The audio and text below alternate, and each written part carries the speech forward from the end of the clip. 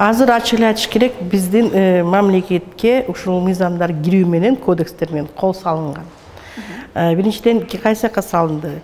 Сот системасына, ошо укук коргоо системасына, ошол эле аткаруучу укук аткаруучу системасына. Ошол жерде биринчи кимдер? РОВД, правоохранительный органдар.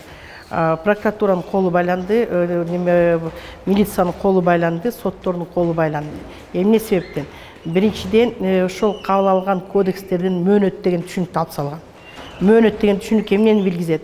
Бул канча убакытта каралыш керек, анан кимди күнөөлүү деп табыш керек, кимди күнөөлүү эмес деп табыш керек депчи, ким пострадавший деп табыш керек да, канча 2 күн болобу, 1 күн болобу. Биз заявление жазгандан кийин эле ар бир адамдын сиздин үстүңүздөн заявление жазса, сиз кылмышкер болуп бааланасыз. Ошондуктан бизге искусственный кылмышкерлердин санын көбөйтүп салды. И мамлекет кылмышкер, уюштурулган кылмышкер тобу көп мамлекетке айланды. Анан жанагыдай бир эң оор кылмыштардын баарын кодекстен баягы кылмыш жаза кодексинен жеңилдетип, анын баарын жанагы проступокторго же бузуу кодексине кошуп таштады да. Бул менен биз эмнеге алып келдик? Орто Азиядагы Кыргызстан уюштурулган кылмыштуулуктун трансграничный формасынын борбору болуп калды. Чегарадан өтүп, кичинекей балдарды, аялдарды, жанагы жумушка алып кетип аткан адамдарды сатуу бул жөнөкөй проступок болуп эсептелип калды. Ошондой эле бирөөнүн органдарын кесип алып туруп сатса, же азыр келиндерге мына жана ипотечный немелерин колдонмогула деп айтат элем, жанагы свечкаларын. Ошо свечка салгандан кийин томуну менен 6-7 айлык балдар түшүп, ошону кийин бербейт алып калышат. Ошо балдардын эмбриондору чыгып атты, сатууга кетип аткандарды, столовой клеткага. Но аларга эч кандай жоопкерчилик жок.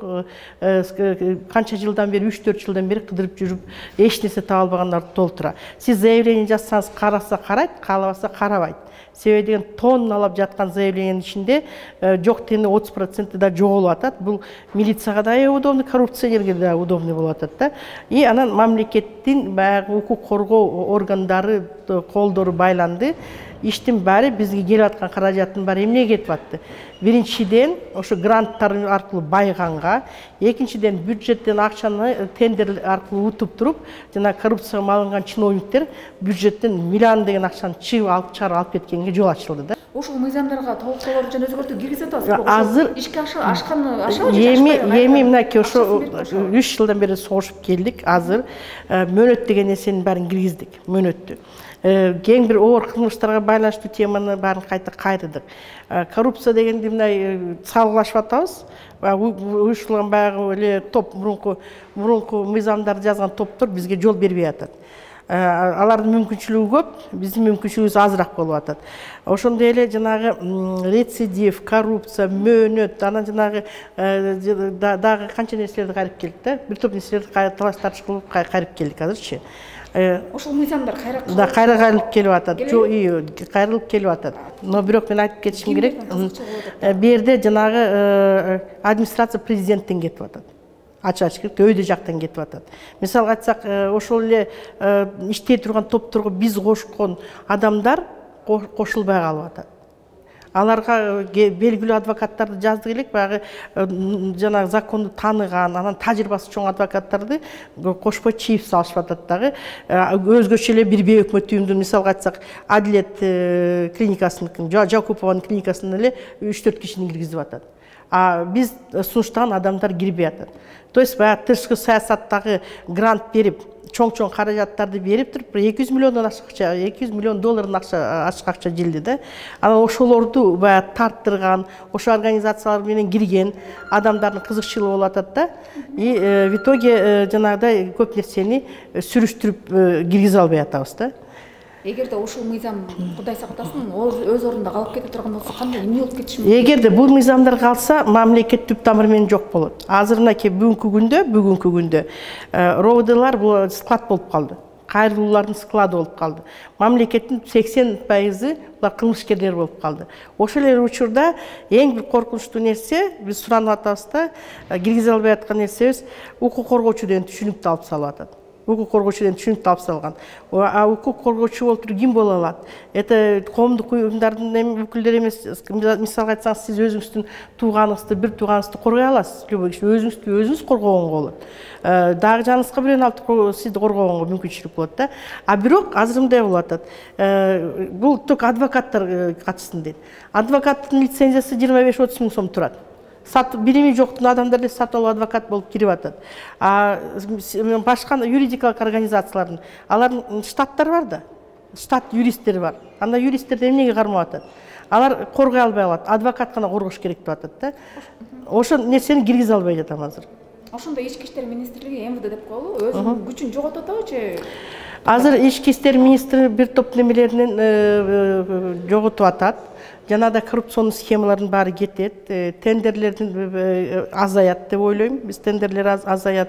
Жанагы РППнын деле атын өзгөртүү керек деп атасыз. РППны суранып атасыз. Анан берки жаңы кирген пробация, аткаруучу немеге да киргизип атасыз. Анан жана административдик кодекстин атын кандай атайбыз? Бузуу кодекстерин калтырасыз же башка баягы кыргызга ылайыктуу же болбосо ошол эле административден түшүнүк эсептештен тартыштар болуп атат. Анткени ана бузуу кодекс деп киргизип алып, мамлекеттин баарындагы укук маселеси толугу менен бузулду, тепсеринде калды. Анан мен талап кылганым, өзүм жеке менчик талап кылганым. Бул мыйзамда эң бир жөнөкөйлөтүлүп жазыш керек. Арды жанагыдай түшүнүксүз терминдер аз болуш керек да. Себеби деген мыйзамды юрист болбосо да жөнөкөй адам окуганда өз кызыкчылыгын коргой алатырган кылып жазыш керек да. Анан ошого мен өзүмдүн бүт мүмкүнчүлүгүмдү салып талап кылып атам да. Убакыттан пайдаланып, азыркы президент Садыр Жапаровго ушул мыйзамдар тууралуу токотер жерин айтып койсоңуз, кыска. Токотер жери мен ачык айтайын, Садыр Жапаровго кайрылуулардын негизи менде эмгегим бар деп ойлойм. Ушу өзү баягы отуруп көп нерсени көрүп калган негизинде өзгөртүү башталганына рахмат. Анткени саясий эрк керек. Но бирок жанындагы токулган мурунку ошол мыйзамдарга жол берген адамдары бүгүн кайта эле ошо администрациянын так чокусунда отурушат. Жана уюшулган жана диверсияны, коррупцияны, эң бир оор кылмыштарды жорукка айланткан уюшулган топтун өкүлдөрү дагы эле жанында отурат.